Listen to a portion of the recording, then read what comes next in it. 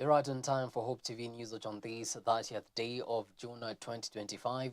A very good evening to you, wherever you're watching us from, and welcome to the broadcast. My name is Kimani, and signing for us tonight is Boniface Murithi. We begin our bulletin on a sad note. Boniface Mwangi Kariuki, the street vendor, was shot in the head during the June 17th protest, has died. Kariuki passed away at 3:15 p.m. on Monday, June 30th, while in the ICU at Kenyatta National Hospital just a day after being declared brain dead. His shooting, captured on video as he was assaulted and shot point blank by police, sparked national outrage. His death now deepens the call for justice and accountability in the ongoing fight against police brutality in Kenya. Kufahamisha wa Kenya, Boniface hatuko naye. Saa 9:15 tumepigiwa simu tukaambiwa Boniface amepumzika. Kwa hivyo tuko hapa kama familia tukiwaambia wa Kenya Boniface ameaga dunia. Ameaga dunia saa 9:15. Na Boniface ako na bilu kubwa. Boniface ako na bilu kubwa. Kwa hivyo tunaomba wa Kenya wasaidie baba yake Mr. Kariuki ili tuweze kumtoa hapa ili akapumzike. Tunahuzunika sana kama familia kuona kijana mdogo kama huyo anauliwa akiuza maski zake. Wezi wamejaa kwa barabara, hawapigi risasi. Lakini kijana kama huyo ambaye anajitafutia anapigwa risasi. Tunahuzunika sana na tunaomba wa Kenya watu wasikane. Tusikubali watoto wauliwe hivyo. Hatukubali watoto wauliwe hivyo sasa. Hatuwezi kubali kwa sababu leo ni mimi, kesho ni wewe. Usikae kwa nyumba unacheka. Tuliona ndugu yetu akipigwa risasi akiwa juu ya nyumba kwa sababu ya maandamano. Hakuwa kwa maandamano. Hii serikali kuanzia sasa mjue hatufurahi vile mnafanya. Mkae chini na hao vijana, muongee na wao ili maafa ishe. My heart goes out to the family. May his soul rest in peace. The High Court has ordered the Inspector General of Police, Douglas Kanja, to produce blogger Ndiangui Kenyagia by Tuesday 10 a.m. or provide satisfactory explanations for his disappearance. The order was issued following concerns about the whereabouts of the blogger who has been reported missing for over 10 days. Our reporter, Dolly Murigi with the story.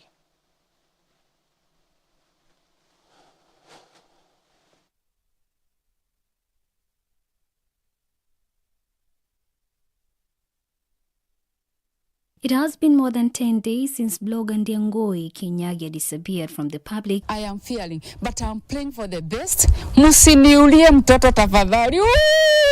After reports emerged that Kenyagia went missing after detectives allegedly took him from his home on June 21st.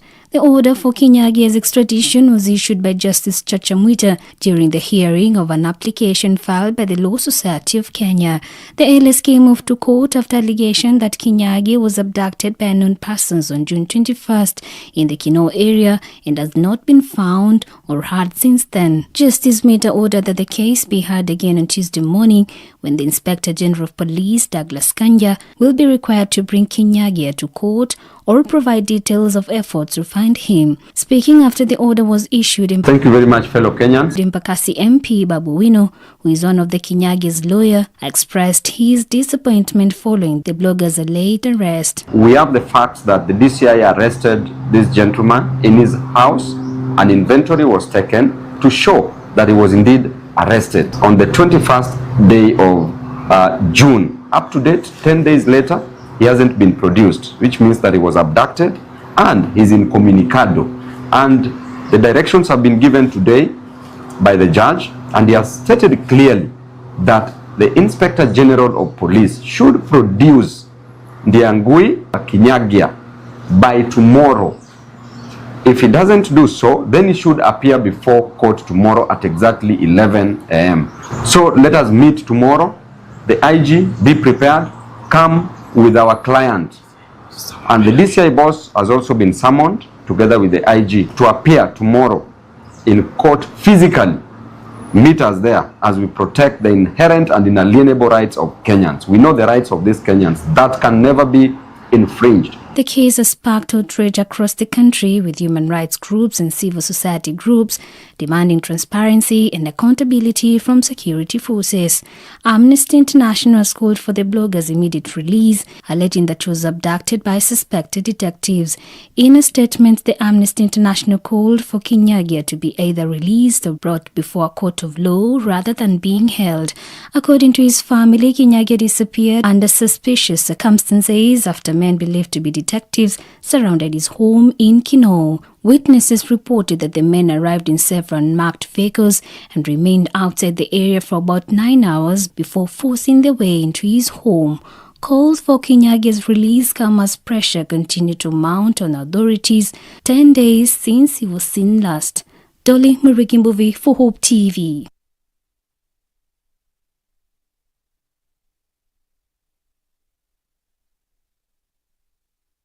Much Dolly for that report. Meanwhile, the Directorate of Criminal Investigations has confirmed that blogger and activist Ndiangui Kinyagia, who went missing from his home in Kiambu County on June 22nd, is not in police custody. Despite a High Court order demanding his production or explanation, DCI Director Mohamed Amin says police do not know Kinyagia's whereabouts. Kinyagia is linked to a viral social media post related to last week's protest, and police have confiscated his electronic devices. Ndiangui Kinyagia was a person of interest to us. After publishing very inflammatory material in the social media, I'm sure you all saw about the timetable and so on and so forth, which was trending in the social media. And our preliminary investigations established that that social media account belonged to the so-called Ndiangui. And we profiled him, we identified his residence, and our officers conducted a search at his apartment in Kinoo. Unfortunately, he was not in his apartment, but we managed to conduct a search, and we were able to recover an assortment of electronic gadgets that we believe would be useful to us in our investigations. And we were able to do an inventory, which inventory was clearly countersigned by the caretaker of those apartments. So mine is to confirm to Kenyans that Ndiangui is not under the custody of the National Police Service. He is a person of interest to us, and wherever he is, I will urge that he submits himself and that he surrenders to the nearest police station.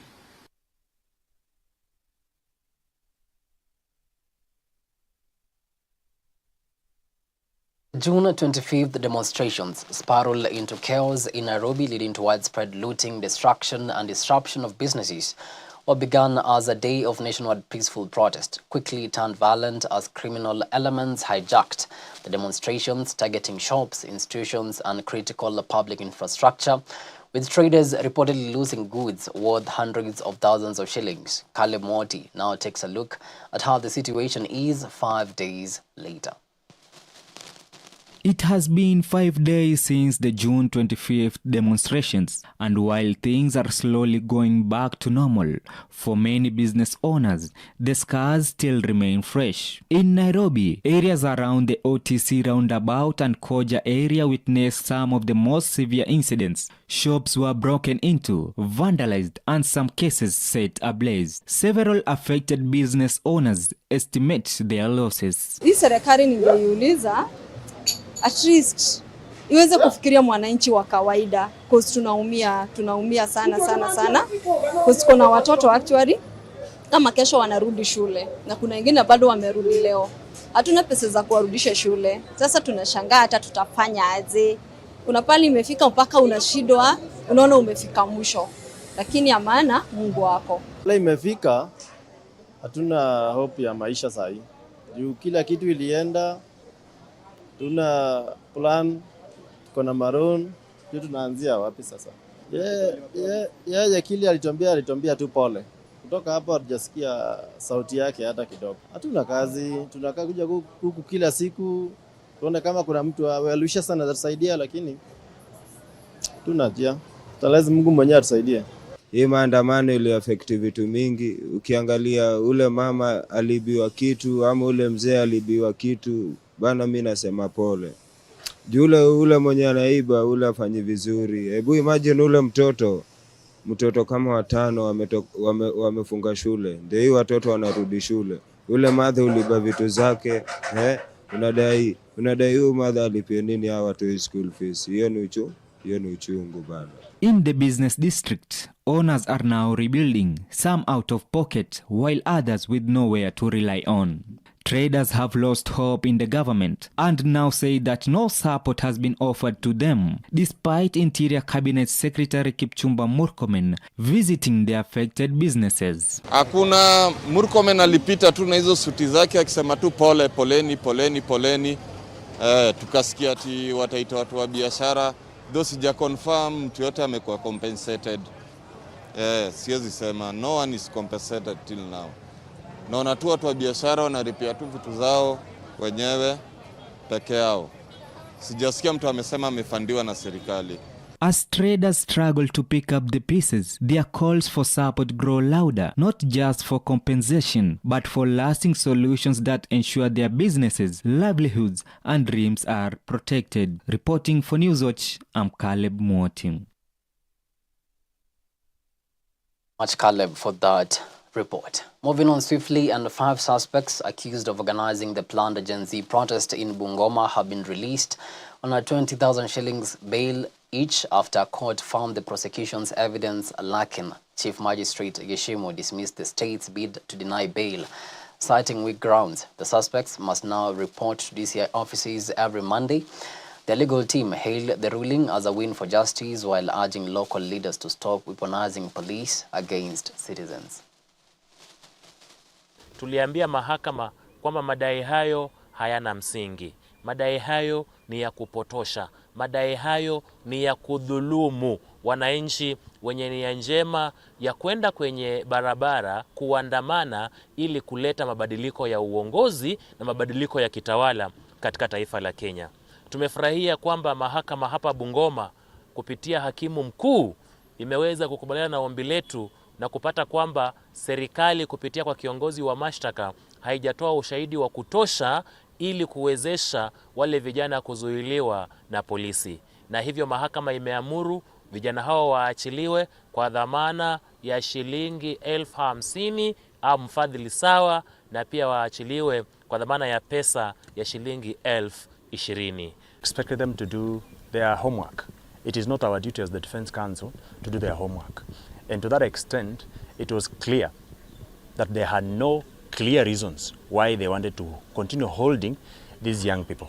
We have asked the court to take judicial notice of the state of the country, because the state is engaged in high-handedness in using the criminal justice to punish innocent young people, mainly. We know what is going on in this country, and we are very happy that finally the court has agreed with our prayers that the young people are released on reasonable bail and bond terms. 1, the respondents are admitted to a bond of Kenya shillings 50,000 plus 1 surety of a similar amount, or an alternative cash bill of 20,000.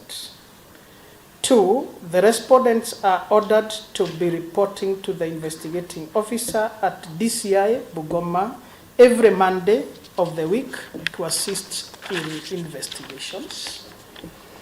And 3, in case the respondents are unable to secure the bond terms, they will be detained at Bungoma Police Station. And lastly, this matter will be mentioned within 14 days for further orders. Senate has scheduled a plenary session for July 8th and 9th to hear the impeachment motion against Isiolo Governor Abdi Guyo. The motion, which passed in the Isiolo County Assembly with 16 out of 18 MCAs voting in favor, cites allegations of gross misconduct, abuse of office, and violation of the Constitution. Key concerns include stalled development projects, poor revenue performance, and an oversized executive team despite limited county resources. The impeachment process moves ahead despite a court order attempting to halt it. Engage in acts and omissions that collectively and individually amount to abuse of office by 1. Appointing 36 advisors in the office of the governor contrary to the Salaries and Remuneration Commission circular dated the 29th of July 2013 and Transition Authority circular dated the 6th of September 2013 and subsequent guidelines from the Intergovernmental Relations Technical Committee, all of which limit the maximum number of advisors to 3. 2.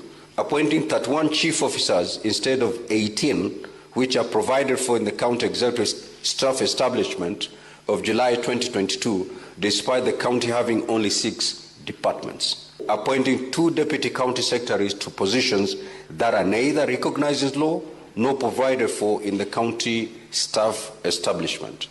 The Senate shall then investigate the matter in plenary on Tuesday, the 8th of July, and Wednesday, the 9th of July, 2025.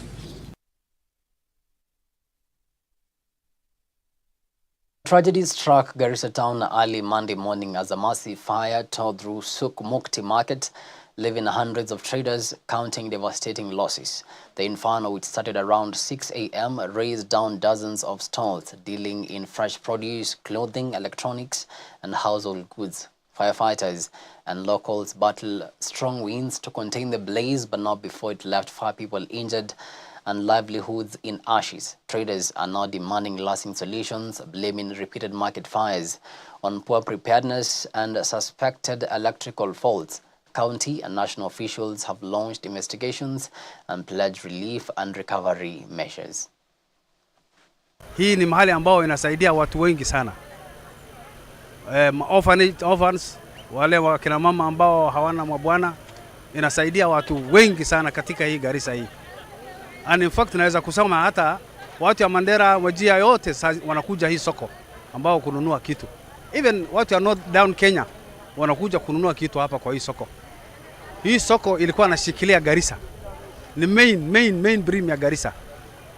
So hii si mara ya kwanza. This is I think the 6th time hii watu wameadhirika namna hii. Na jitihada watu ya county government walijaribu, lakini kwa sababu ya hii msimo ambao inakuwa na upepo nyingi, they could not contain. We have been responding to an emergency. A fire broke out in the Garissa black market, the famous Mugdi. We've responded since 7 o'clock. All the shops have been burnt down. There's luckily there's no fatalities, only injuries. We've managed to respond to a few injuries where people were injured, and we gave them first aid. And we have even supported in evacuation of people who required specialized treatment to the Garissa Teaching and Referral Hospital. We've done this collaboratively with the County Department of Municipality and the Garissa County Fire Station team, whereby we've done a multi-agency response, and we've joined hands to put off the fire. In the future, if some circumstances like this happen, they should be ready. And then the other thing is, firefighters lazima zilale hapa sokoni. Si ati wakati moto inatokezea, sijui wanatoka huko juu inakuja hapa bila maji, sijui mafuta breki yake haiko. Tafadhali. Hapa watu kuna leo wamepoteza mamilioni. Kuna watu hapa leo wamepoteza mali yao hapa sokoni leo. Na si mara ya kwanza, si mara ya pili, si mara ya tatu. Well, it is exactly 24 minutes past the top of the hour. Time now for a short break. But immediately after, I'll be back with the business and sports news. Stick around.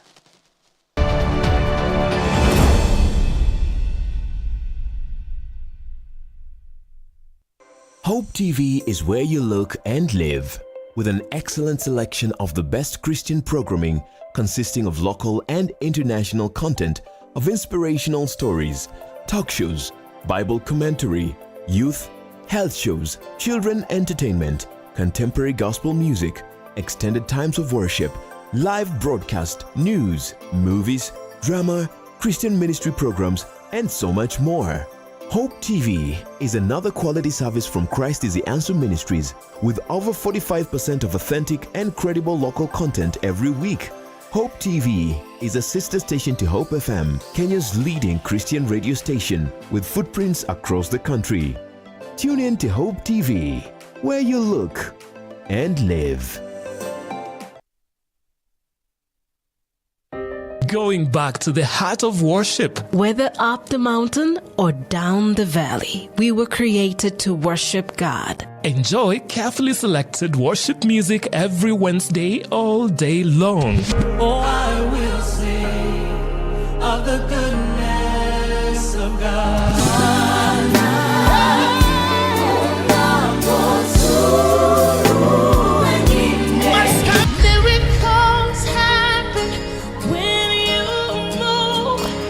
We take it a notch higher with more worship music. Every Wednesday is Worship Wednesday. Only on Hope FM. Listen and live.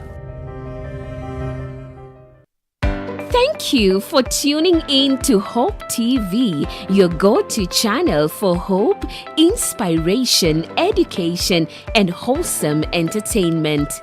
At Hope TV, we are committed to knowing God and making Him known through powerful media content. We truly value you and are dedicated to serving you better. For feedback, inquiries, or complaints, reach out via WhatsApp or SMS on 0708 222 323. Email us at customerexperience@hopefm.org. Hope TV, look and live.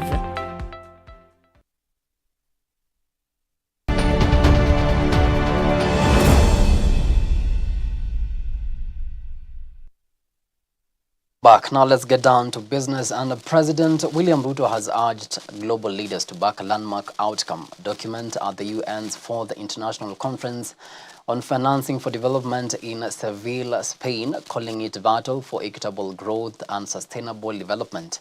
Addressing fellow world leaders, the head of state championed reforms in global economic governance, fairer debt systems, and a greater representation for developing nations.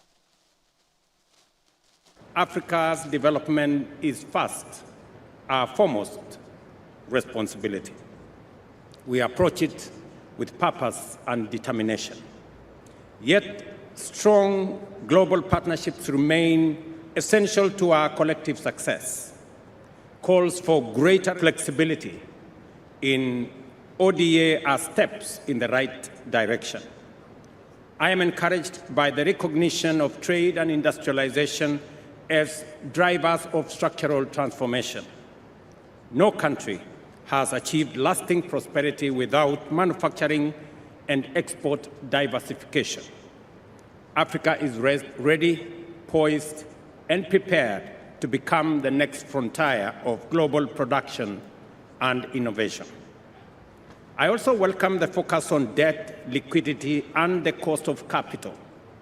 There is now consensus on the need for a development-oriented sovereign debt architecture, where public debt is an instrument for development, not a trap for distress.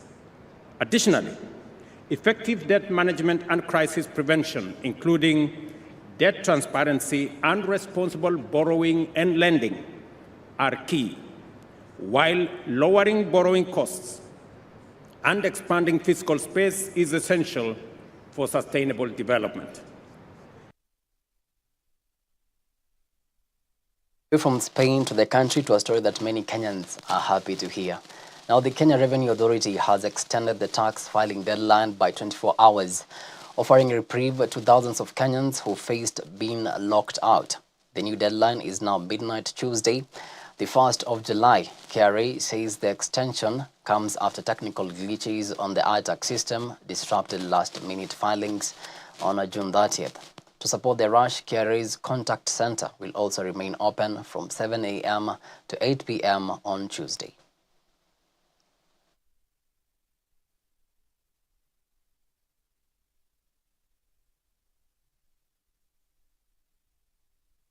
And the SBM Bank Kenya and Serena Hotels have launched a strategic partnership aimed at boosting value for cardholders while supporting Kenya's tourism sector. The collaboration offers SBM cardholders exclusive discounts, including 20% off dining, 15% off accommodation, and 10% off spa treatments across Serena Hotels, resorts, and lodges nationwide. Both partners say the alliance will enhance customer experiences, promote local travel, and drive growth in Kenya's hospitality industry.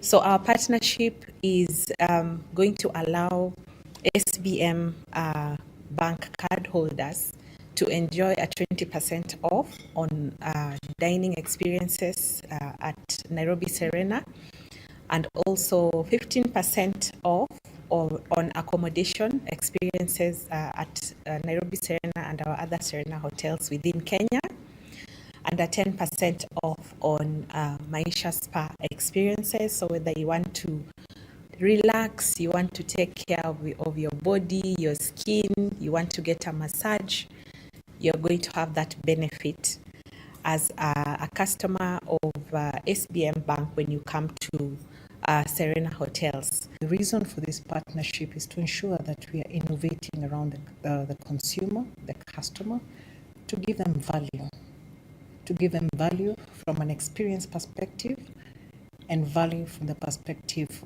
of the discounts that they're able to get, even as they seek to get wellness and financial security between our two esteemed organizations.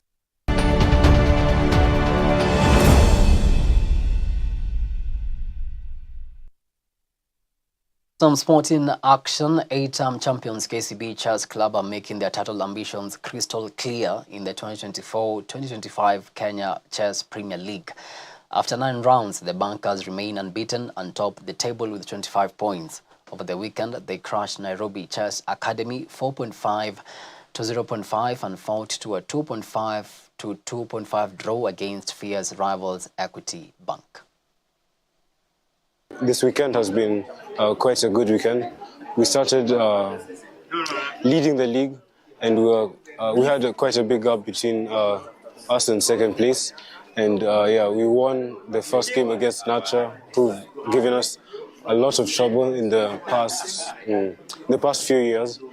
And we just drew our rivals Equity Chess Club, and we managed to maintain the big gap between us and second place. So looking forward, we're trying to we're giving it our best as we have, and we're trying to keep our momentum, and it's looking like it's going to be a good year in chess for us and for KCB.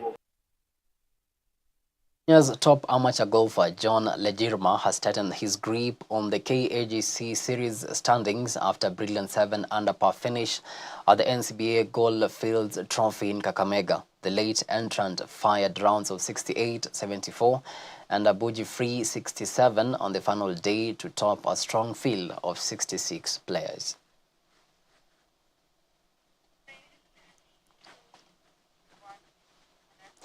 Kibera Soka women are the new FKF Women's Cup champions after a dramatic 1-0 win over Vihiga Queens at Afra Stadium in Nakuru. The breakthrough came in the 90th minute when substitute Stella Odhiambo fired home the winner, sealing a historic victory for the Nairobi side. Kibera walked away with 650,000 shillings in prize money, while Vihiga settled for 100,000 shillings. Kibera's Faith Mboya was named the MVP, with Vihiga's Diana Cherona claiming the golden boot.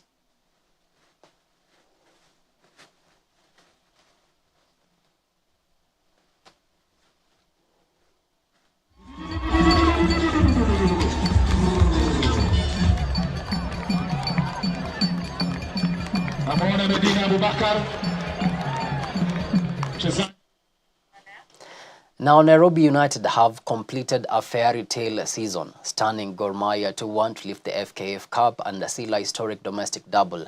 The National Super League champions, now set for their Premier League debut, opened the scoring with a spectacular bicycle kick from Frank Ouya before Enoch Mashaka's Thunderbolt sealed the victory. The win not only crowns a remarkable campaign, but also books them a ticket to next season's CAF Confederation Cup.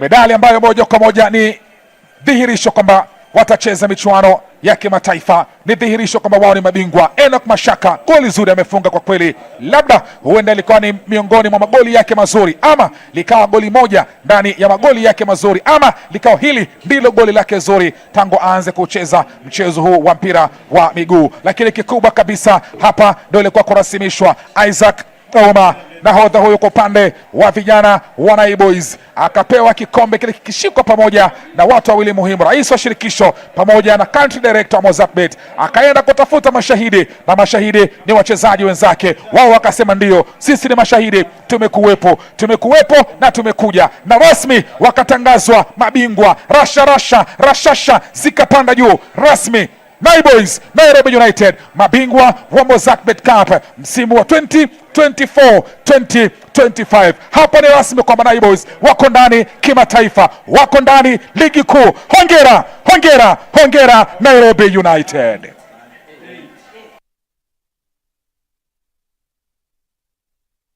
What a season Nairobi United have had. Now, with that, we come to the end of our news tonight. Many thanks to you for making time to watch Hope TV Newswatch. Really do appreciate the value of your time. On behalf of the amazing team that made this bulletin a success, have yourselves a blessed night. My name is Kimani, and signing for us tonight has been Boniface Moredi.